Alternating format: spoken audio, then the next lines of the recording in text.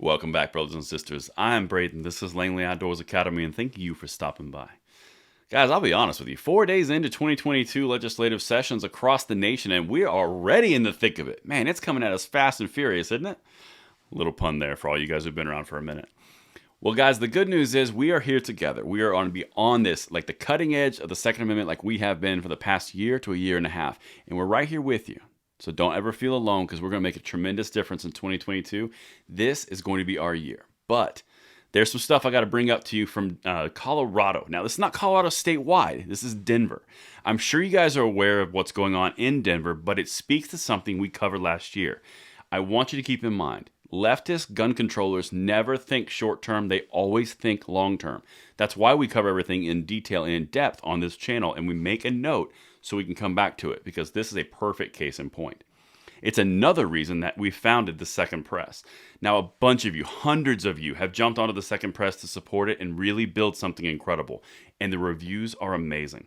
Every Monday through Friday, there is an original author, original piece that is pro-Second Amendment coming to your inbox. It's narrated by myself for a little added twist while you're on the road going to work or something of that nature. It's crucial that we get in front and set this narrative, and that is what the Second Press is all about. There's a free trial linked in the description box below. It is going to be the cutting edge of the Second Amendment and make tremendous impact. Free trial, $7.99 a month. Please jump on there so you guys can get a taste of this. If you don't think it's worth it, bounce out, but I'm pretty sure you'll find it worth it. Let's jump into Colorado and Denver specifically, because I have got to show you guys this. So, leave it in the comments field below if you guys remember in June and May last year of us talking about what was going on in Colorado.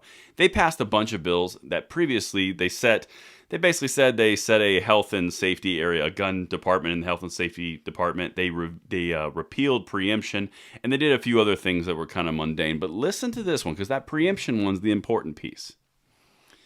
Colorado lets cities set their own gun laws, and Boulder plans to move quickly. Now, this is back from June, and we covered this. Democratic Governor Jared Polis signed legislation Saturday, making Colorado the first state to repeal what is known as a pre-emption law. Previously, the state was one of the 45 that banned cities from enacting firearm regulations, according to a tally by the National Rifle Association. Pre-emption was the one thing that basically prevented every individual state, city, and tiny municipality in a state from making their own gun laws, basically making it from point A to point B a nightmare if you have to go through all these different cities because there's so many different regulations. That's the reason it was there. Well, they removed it in June of 2021 in Colorado, and we were screaming from the rooftops this was going to be a problem. Well, look what they've done now. Ghost guns, easily assembled firearms without serial numbers, are now banned in Denver. Only Denver. Anywhere else in Colorado, they're perfectly fine. Now, meanwhile, in Boulder, they could ban ARs. They could ban pistols. They can do whatever they want because pre-emption is now gone. Everything the leftists do is a breadcrumb to their end result, and that's what they're wanting to do here, and they've done it. They've accomplished it. The only way you can get this back is if you put pre-emption back in place if the Colorado legislature goes Republican again. Here's the bullet points. Because ghost guns are built in parts, buyers can evade background checks from licensed gun dealers. Okay, that's nothing new. That's one of their talking points. Individuals who violate that law may serve up to 300 days in jail and pay $999 in fines. A pending federal rule may soon allow ghost gun owners to legally serialize their firearms. That's coming from the ATF, which hasn't been released yet, which we've talked about. Here's what they did in the Denver City Council, in Denver. The Denver City Council voted 10-1 to pass the bill, which outlaws the creation, carriage, transportation, discharge, and sale of firearms without serial numbers. Individuals who violate the law may be sentenced up to 300 days in jail and fines of up to $999, as well as being required to forfeit the weapon. Okay, you can't touch one, you can't fire one, you can't move one, you can't hold one, you can't do anything with this in Denver. If you're outside of Denver, you can, but if you're inside of Denver, you cannot. So if you have to go through Denver to get somewhere with one of your firearms that's legal in the United States, you just go around Denver. That's what they've done here. Denver, Colorado Mayor Michael B. Hancock on Tuesday signed into law a bill banning ghost guns, a type of homemade firearm that is nearly impossible for law enforcement to trace because they do not contain serial numbers. That's not new information, it's just kind of what they've done.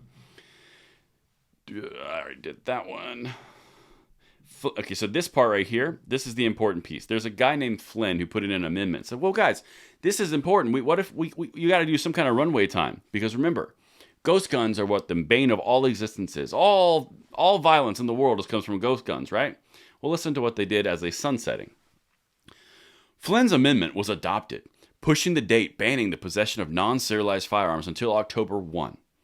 So basically, ghost guns are the biggest threat and bane to life and existence in the United States, especially in Denver, after October 1. But all the ones that are in Denver until October 1, you can go through Denver, but at that time frame, the next 10 months, not dangerous at all.